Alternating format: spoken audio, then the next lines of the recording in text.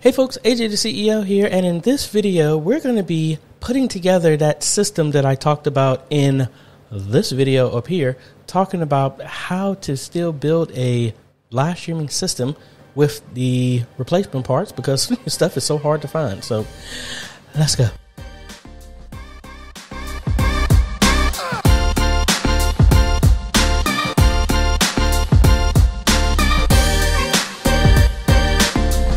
Hey folks, AJ the CEO here. If this is your first time stopping by the channel, thanks for stopping by. And on this channel, we focus on tips, training, strategies, reviews, and builds to help modernize your media ministry. So if you're new here, consider subscribing. And if you like what we're doing here, consider becoming a patron or a YouTube member by clicking one of the links down below. So what we're going to do here, I'm going to do a quick time lapse of me building this system. Just a highlight. There will be a link down below to all the parts for this system, but this is for a church from a subscriber here that I'm building for them. This is going to be a dedicated live streaming system that has the ability to do some form of video editing, but its main system, its capture card, is not going to be a typical one like a deck link that I use. This is actually going to be an A10 Mini, the base model, to have multiple capture devices, cameras coming in, and everything's going to be captured over USB, but it's going to be using OBS to do all of the streaming. We're going to be designing, I think, a new intro for them later on that they've asked. I'm going to do that later, but look down below for all the parts or the video that we already talked about in the replacement parts, because they are exactly all those parts. So let me go ahead and get my camera set up, and let's kick some awesome music, and we're going to be building this thing. And when we're done, we're going to be testing it out to see, can the processor handle encoding just on the processor using a GT 710 graphics card. So let's go.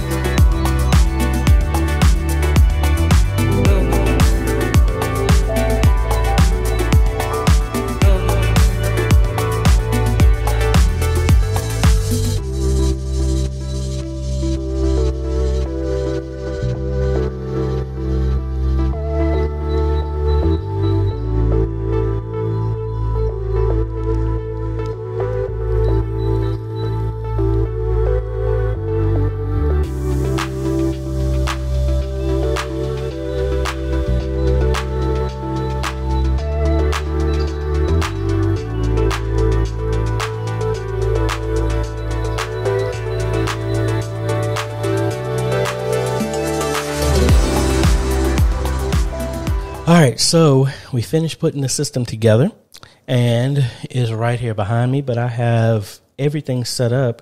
I still need to activate Windows with it and buy a license, but right now I have the ATEM set up right here behind me, so it's going to copy everything over. So if we cut over here, this is now the desktop, but let me switch over to the actual desktop instead. All right, so now here is the desktop of the system, and let me move this out of the way.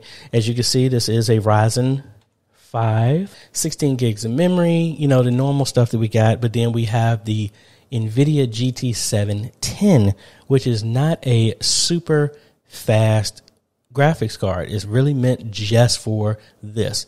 So just for displaying image to a monitor. So I have everything already set up in here. As you can see, I have my encoder set to software. It still gives me an option to even use NVENC. I don't even, do I want to try that? I don't know. Y'all let me know down below before I send this off if you want me to test this out. I might just do them both anyway. But I'm normally going to just do this with software right now. I tried to hook my PlayStation up to it, but for whatever reason, image wasn't coming through, and I didn't feel like running through all of that just to get that stuff set up. All right, so what I'm going to do is just straight live stream some stuff here, and I want to see what the performance is on this. I have this going to my Vimeo page private, so let's go ahead and start streaming. And I have it set at 1080p at 1080p at 60 frames a second. And as you can see, CPU usage is at 13.8. Okay. 14. Not anything super massive here. And I'm using my keyboard, this remote here. I'm trying to get back to the task manager so I can see what is going on here. Really nothing. More than enough. So if we cut over to, I don't have my monitor hooked up anymore. I was going to have my desktop to see what it looks like here on Vimeo. But I will put a link to this so you can always check it out if you are interested in seeing. But hey, obviously it's more than fast enough and it's handling the stream.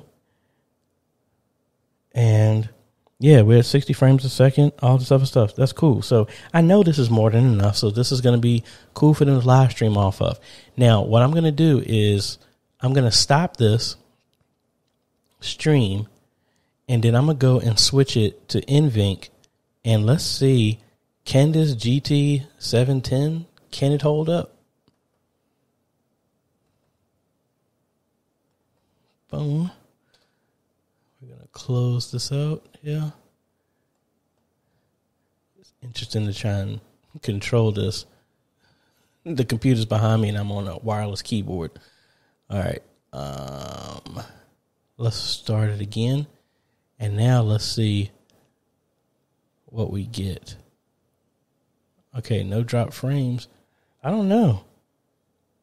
I'd be very amazed if this thing was able to. I mean, that's strange. I don't even know.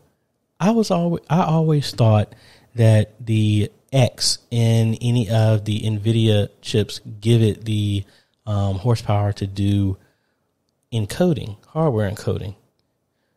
So let's see. I mean, it's tapping out, so it's actually using it. But that's, I'm not really throwing anything at it. That's why I really wanted have my PlayStation going up against it or something. But I mean, it's using the graphics card to handle it. That's impressive. That makes me sit back and think, if I can get my hands on a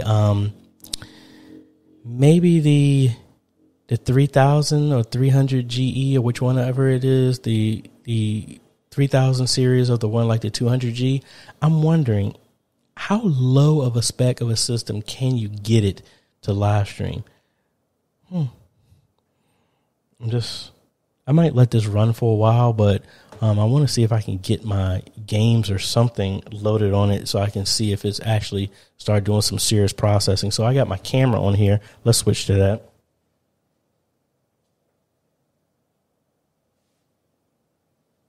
All right, so I switched over, and I am using the Sony ZV-1 to handle the stream. I mean, that's my source. Again, it's not doing anything major at all, so I don't know. Is the GT710 more than enough to handle live stream? That's interesting to say the least, but I mean, that's just a test.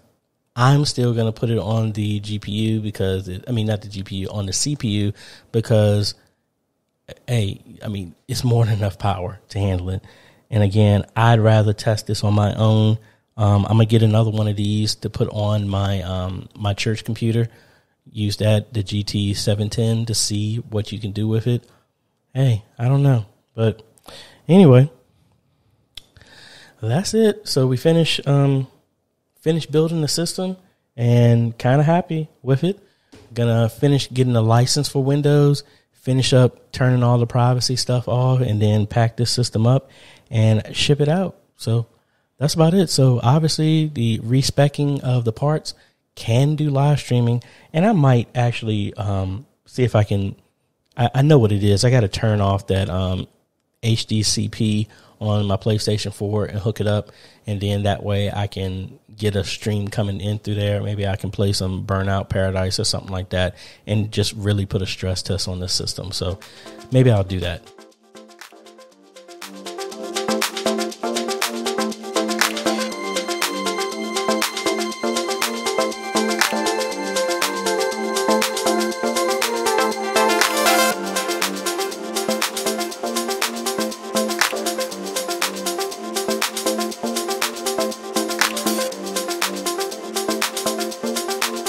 All right, so I ran this for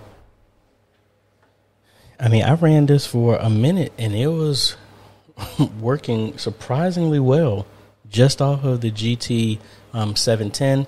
Like I said, I'm not going to do that. I'm going to put all the weight of the encoding on the Ryzen 5 1600. But it's good to know. Like I said, I have another one of these cards coming in that I'm putting in my church live streaming system that is right here, because I ended up taking out the 1050 Ti and then putting that in our other system. So I need another graphics card. So it's good to know I can use that. And honestly, I needed another graphics card that had a VGA connection instead of running all these adapters. So that's the reason why this is a good test for me as well too, that it can handle this. So thanks so much for watching. All the parts, like I said, are down below for this build of this system. If you want me to build something like this for you, you can hit me up at questions@ajhomes.com, and I'll see what I can do, because like I said, these parts are kind of limited, and I don't just accept the order for these unless I can guarantee that I know I can get the parts. So anyway, like I said, I would do the best that I possibly can. So hit me up at ajhomes.com. So that's about it. So if you like this type of content, I appreciate a like, consider subscribing, and hit that bell. That way you get notified when we come out with other videos to help modernize your media ministry. I want to thank the patrons and the YouTube members for making this video possible. Their names on the screen right now. And you too can become a patron for as little as $1 a month. Or you can become a YouTube member by clicking the join button below. And no matter which way you pick, folks, you are helping us train media ministries all over the world. Thanks for watching, folks. This is AJ, and we will see you on the next video. Later.